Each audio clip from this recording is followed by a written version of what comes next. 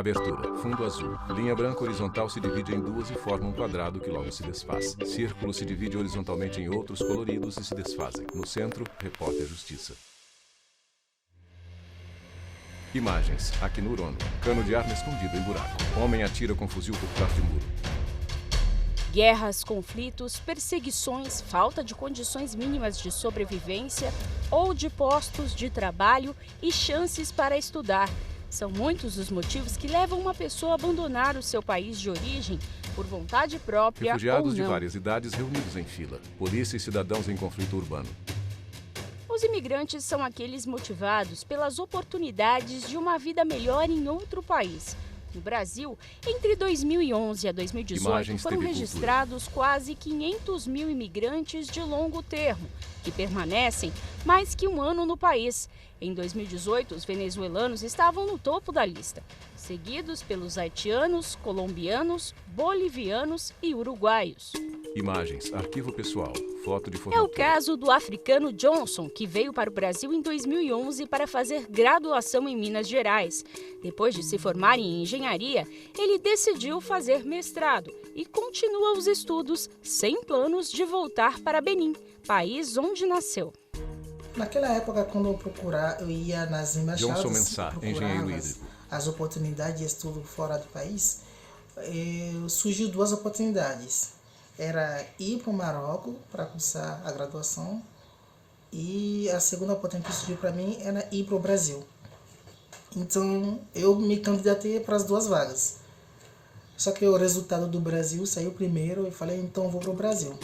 Mas sempre tive essa paixão pelo Brasil devido à história, o laço que une, né, o continente africano com o Brasil, ou seja, especificamente meu país com o Brasil. Em foto, Johnson sorriu. Mas, diferente de Johnson, muitas pessoas não têm escolha, a não ser deixar tudo para trás e buscar refúgio em outro país. O direito internacional, por meio de um Carolina Claro, tratado, professora de diz Relações que há Internacionais da 5 UNB. motivos pelos quais uma pessoa pode ser perseguida e que geraria essa condição, essa situação de refúgio, que seria devido à raça, religião, nacionalidade, pertencimento ao grupo social ou por opiniões políticas. Mas, claro, a legislação nacional Imagens, pode TV colocar Brasil. outras situações em que as pessoas teriam direito à proteção de refúgio. A pessoa refugiada é vítima, ela não é algoz, ela não cometeu crime nenhum no país de origem que fez com que ela tenha que sair e busque proteção em outro país. Imagens de refugiados chegando à Itália. Um deles é carregado por 2 homens da Cruz Vermelha. O medo dos conflitos na Síria fez com que Talal viesse para o Brasil em 2013 com a Imagens, família. arquivo pessoal. Ele tinha uma vida confortável lá, mas começou a ser perseguido. O que aconteceu comigo para deixar a Síria, Talal para Altinawi, fugir da autônomo. Síria, e foi para o Beirut, viajei via Beirut, em Líbano, para tirar um diploma em inglês na embaixada da Inglaterra em Beirut. Quando eu voltava à Síria com minha família, na fronteira, a polícia da Síria, do governo da Síria, ele me pegou e eu entrei em prisão. Por quê? O meu nome, igual outra pessoa tem o mesmo nome, Talal Altinawi, o governo da Síria quer ele. Por isso, eu fiquei na prisão 3 meses e meio. Durante esses 3 meses, uma pessoa que trabalha dentro da prisão falou para mim, Talal, se você sair, o melhor para você deixa a Síria, porque a próxima vez você vai ficar mais tempo e mais difícil para você. Imagens do food-truck de Talal. Está escrito Talal Culinária Síria. Engenheiro na Síria, no Brasil, ele decidiu ganhar a vida compartilhando os sabores maravilhosos do seu país. Passou a fazer comidas árabes para festas e eventos em São Paulo. É assim que ele sustenta a família dele até hoje, que inclusive aumentou. A caçula é brasileira. O brasileiro me ajudou bastante para acostumar mais rápido, ajudou meus filhos para falar português rápido também. Também o brasileiro, ele respeita a minha religião, porque eu sou muçulmano, ele respeita a minha religião, ainda e não tenho problema sobre isso como outros países. Por isso, eu agradeço ao Brasil, eu brasileiro também, para me receber no Brasil com muito com muito carinho e amor. O número de refugiados, pessoas que foram forçadas a deixarem as suas casas nos últimos anos, teve um aumento de quase 94%. Em 2010, eram 41 milhões e até o fim de 2019 foram mais de 79 milhões, cerca de 1% da população mundial. E desse número, de 30 a 34 milhões são crianças, um dado que chama bastante atenção, já que elas estão expostas a mais riscos, como violência sexual. Refugiados com capa de chuva. Os dados são do relatório de tendências globais da Agência da Organização das Nações Unidas para Refugiados aqui no Brasil. A agência, junto com outros órgãos, mantém uma rede para apoiar e proteger essas crianças, que chegam muitas vezes desacompanhadas. A gente tem recebido um número de crianças e adolescentes Paulo Sérgio Almeida, sozinhos, oficial de meios de vida do Acnur. Ou acompanhados com uma pessoa que não é o seu guardião legal, que não é o seu pai, a sua mãe ou o seu guardião, né? Então, isso é uma fonte grande de preocupação.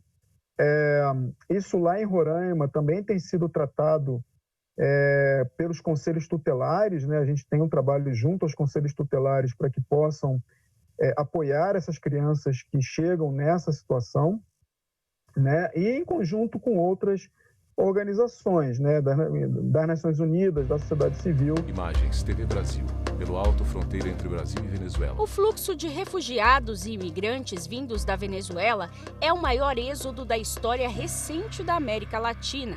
As autoridades brasileiras estimam que aproximadamente 260 mil venezuelanos vivem atualmente no Brasil.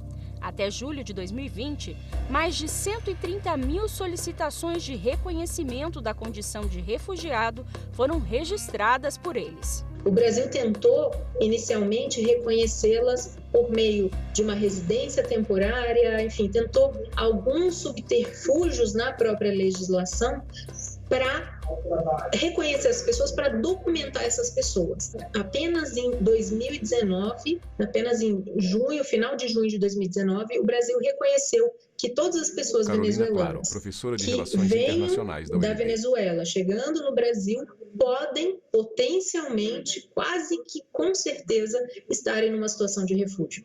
Famílias inteiras de refugiados que vivem em situação de rua. Desde então, venezuelanos solicitantes da condição de refugiado, que atende a critérios específicos estabelecidos pelo Comitê Nacional para Refugiados, o CONARE, têm seu procedimento acelerado, sem a necessidade de entrevista, o que tem ajudado muito no trabalho de acolhimento desses estrangeiros. O Brasil, ele estabeleceu uma das respostas humanitárias a esse fluxo mais reconhecidas internacionalmente, né, que é a chamada Operação Acolhida, onde é uma operação onde as pessoas chegam, são recebidas, são documentadas, né, têm as suas necessidades fundamentais apoiadas e também são assistidas no processo de integração também no Brasil. Então, por tudo isso, eu acho que o Brasil é um país que tem políticas bastante comprometidas com o tema do refúgio, políticas, inclusive, avançadas e reconhecidas no plano internacional. Tanto refugiados como imigrantes têm no Brasil os mesmos direitos que os nacionais. E não existe imigrante ou refugiado ilegal.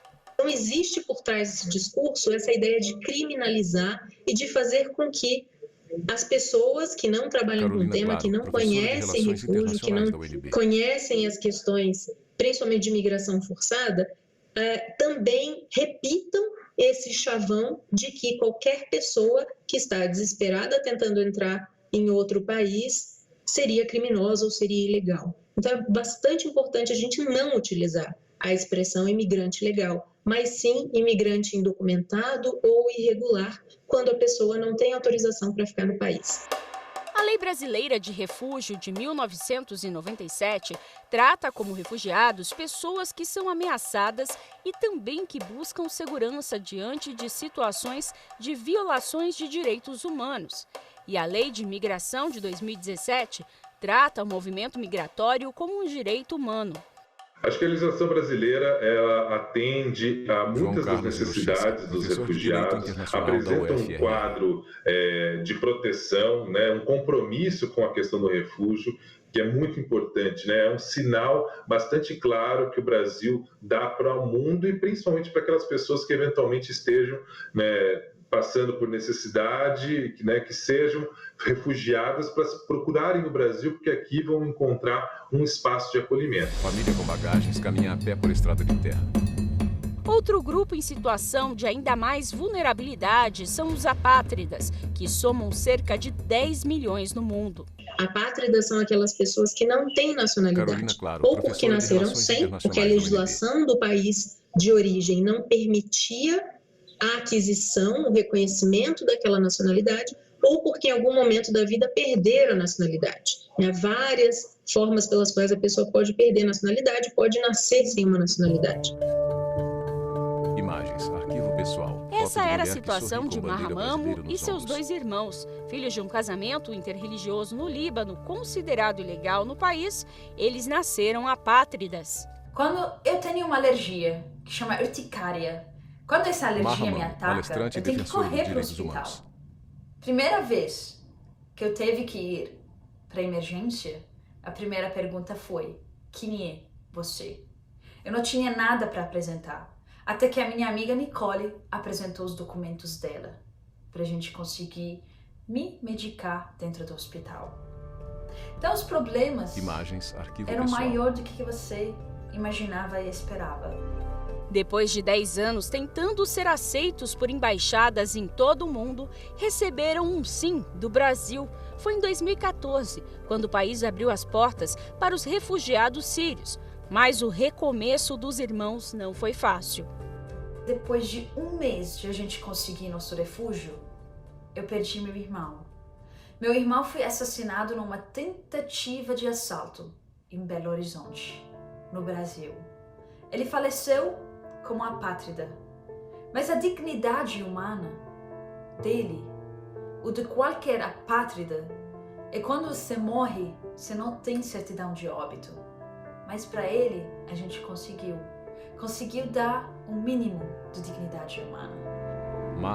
A tão sonhada nacionalidade brasileira chegou algum tempo depois da implantação da nova lei de imigração em 2017, que trouxe um capítulo sobre os apátridas. Em 4 de outubro de 2018, eu e minha irmã nascimos de novo. Conseguimos a nossa nacionalidade brasileira. Pela primeira vez na minha vida, com 30 anos, eu tenho um documento. Eu tenho um documento com minha foto e a minha assinatura, e meu nome. Eu virei brasileira, a minha irmã também. O Brasil hoje virou exemplo para o mundo inteiro. Eu conseguia contribuir em algumas mudanças das leis em outros países também, levando o Brasil como exemplo, como orgulho. O Brasil que me deu a vida e que me deu a nacionalidade. Foto. Sentados no sofá, Maha, seus 2 irmãos e seus pais.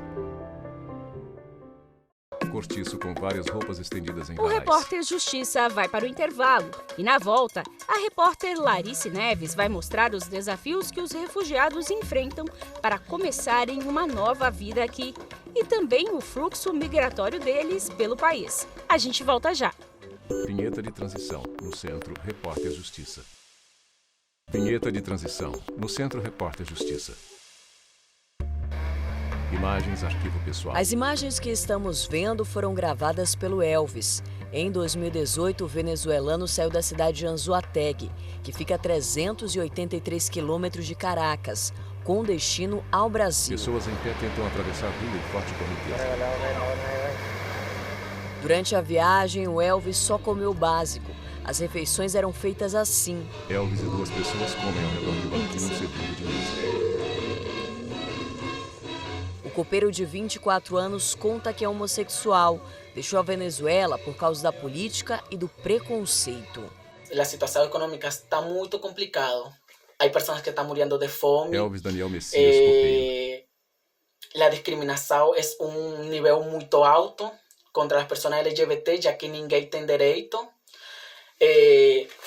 Minha saída de lá foi muito complicado, já que por ser LGBT no cumplí con los derechos para pasar a otro país a una mejor calidad de vida, ya que en mi país no conseguí ejercer mi carrera e darle uma melhor de vida a minha família. Elvis limpa a bancada. Uma realidade vivida por milhares de refugiados que vêm para o Brasil. Em meu país, a gente não tem aquela esperança, né? Para estudar, para trabalhar.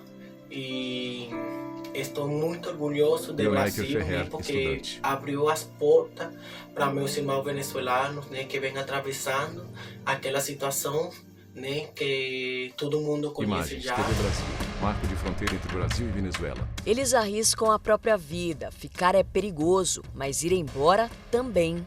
Há vários países que criminalizam Carolina Claro, professora de Relações Internacionais da as UNB. relações homoafetivas. Então, pessoas que têm uma identidade de gênero, que têm relações homoafetivas, são perseguidas em muitos países e, para preservar sua vida, têm que sair. Segundo o governo federal, a situação mais preocupante de refugiados no Brasil é vivida pelos venezuelanos. Roraima, por ser o estado de entrada deles, está com a economia saturada. O Comitê Nacional para os Refugiados e a Secretaria Nacional de Justiça analisam os pedidos feitos por quem chega. O presidente dos órgãos diz que tem tentado deixar o processo mais rápido. O nosso compromisso, Cláudio de Castro para Secretaria Nacional de Justiça, foi o de reduzir esse passivo, justamente para que essas pessoas possam ter a sua situação resolvida e seguir a sua vida no Brasil. Então, houve uma estratégia de julgamento, que foi o julgamento em bloco. O Ministério da Justiça tem aplicado algumas políticas de interiorização. Isso significa que se o refugiado chega em Boa Vista, por exemplo, ele pode ser encaminhado para outros estados do país. Não é obrigatório, mas no fim das contas, uma opção interessante. Hoje, todos os estados da federação já acolheram venezuelanos. Claro que São Paulo, pela sua magnitude, 20, 25% da população brasileira está lá, maior economia, é natural que seja o estado de maior acolhida. Mas daria muito destaque também aos 3 estados do sul, Mato Grosso e Mato Grosso do Sul também. Sem contar Manaus, que acaba sendo a única cidade de acesso por via terrestre a partir de Roraima. Esse processo é chamado pela ONU de deslocamento interno. Neves, As autoridades se preocupam em como vai ser a adaptação desse estrangeiro.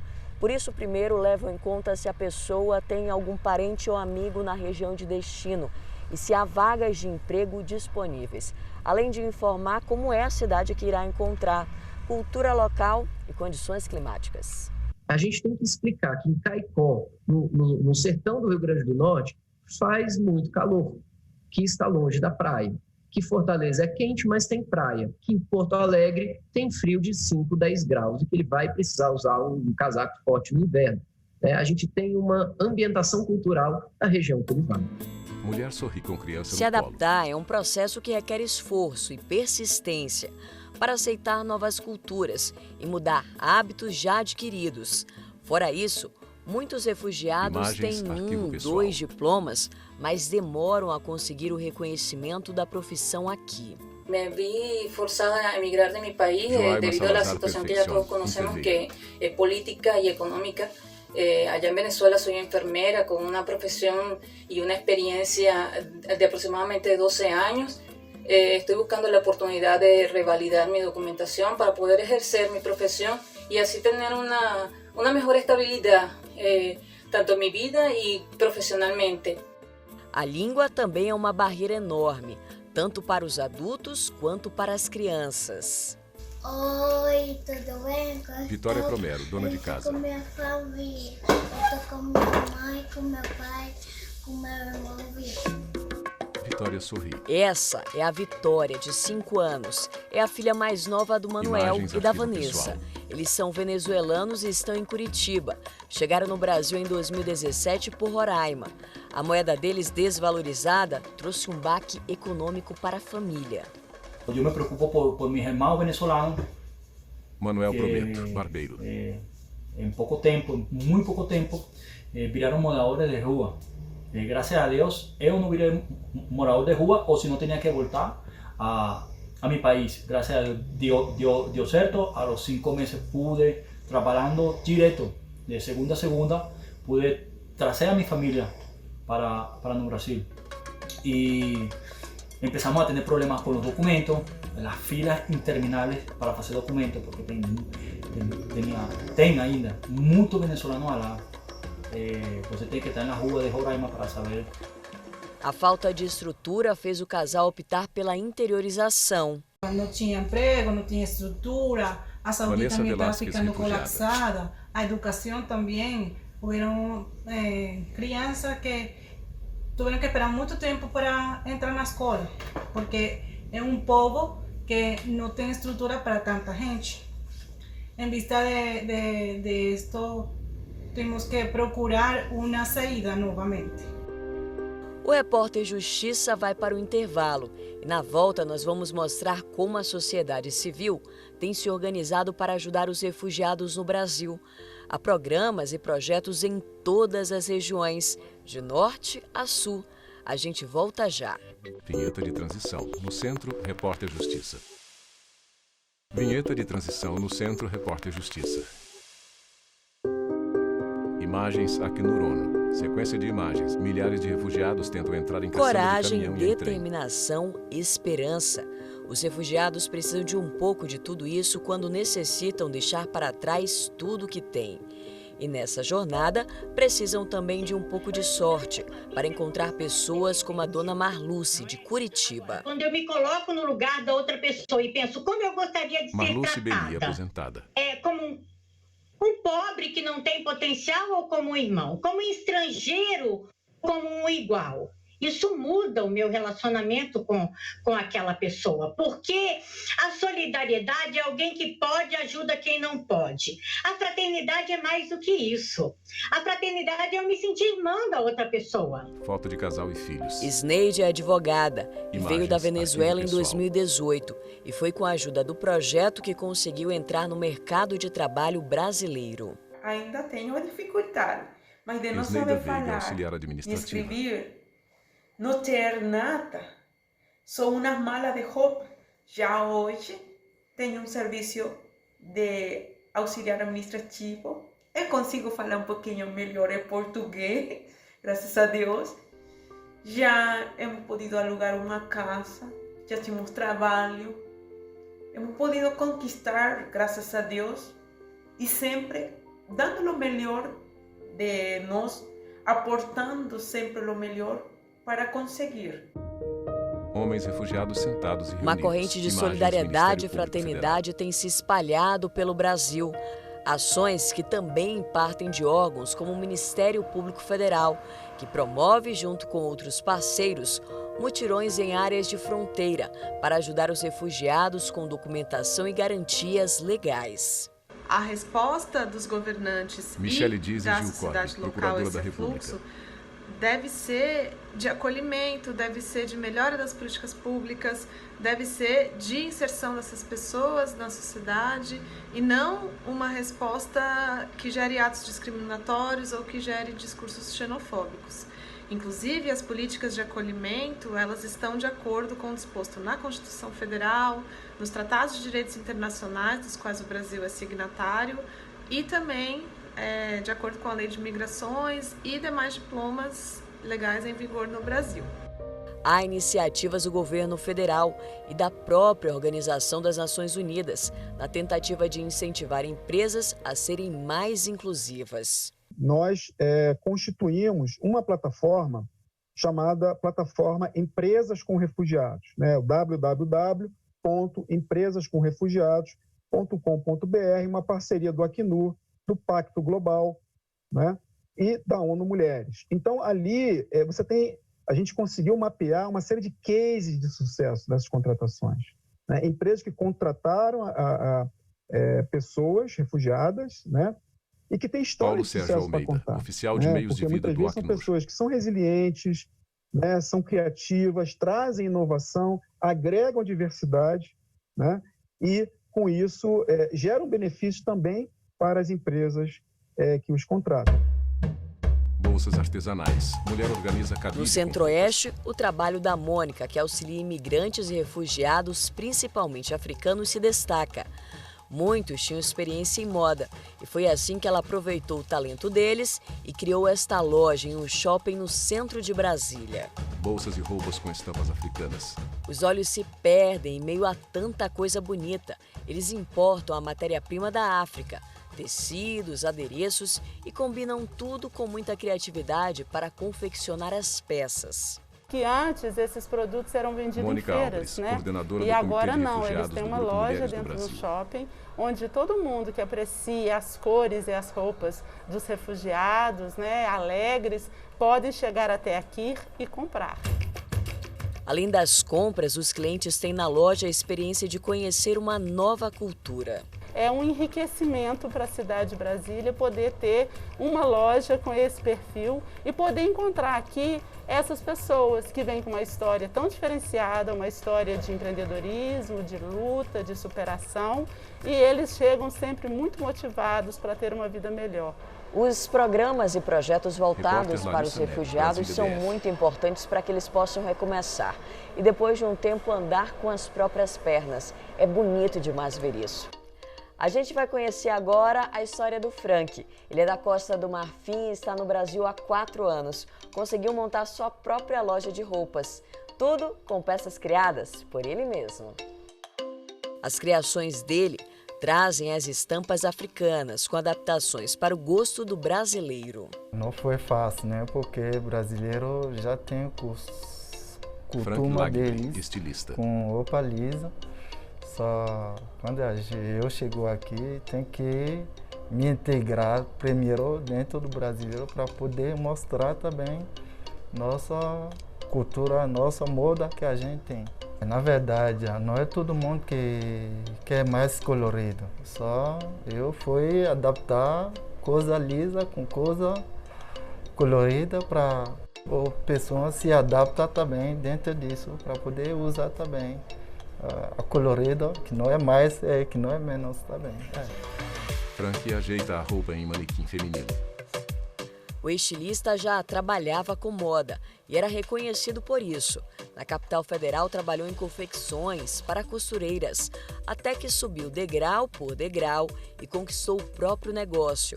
Hoje, ele emprega mais 2 pessoas. Muito coragem, porque nada é fácil. Sempre a gente tem que acreditar no nosso sonho. A gente tem que perseverar para conseguir o que a gente quer. Mas nada é fácil para poder chegar aonde que a gente quer chegar. Tecidos estampados que Frank usa em suas criações. Imagens aéreas de Roraima. O Repórter Justiça de hoje fica por aqui. Você pode rever este e outros programas no nosso canal no YouTube, TV Justiça Oficial. Acesse também o nosso site, tvjustiça.jus.br. Obrigada pela companhia.